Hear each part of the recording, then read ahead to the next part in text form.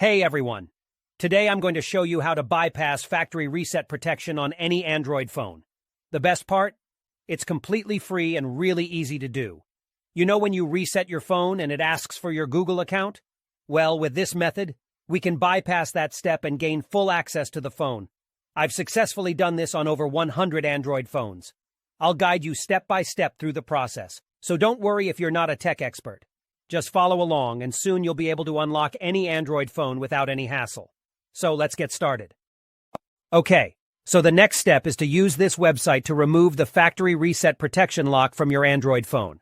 To do this, you'll need to provide 3 important details: your phone's exact model, its IMEI number, and a valid email address where you can receive notifications.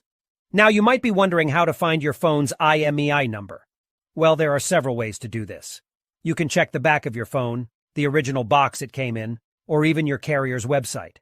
Your account details may also have the IMEI and serial number of your device.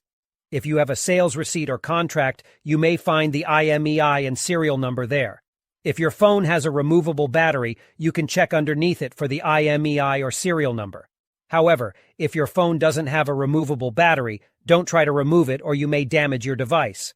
Once you have your phone's IMEI number, you'll need to fill out a simple form on the website with your phone model, IMEI number, and a valid email address.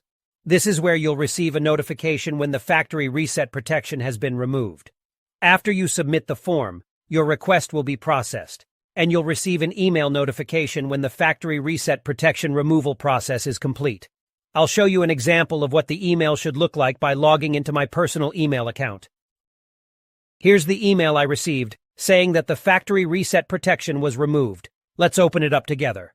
The message confirms that the factory reset protection has been removed, so all you need to do now is restart your phone.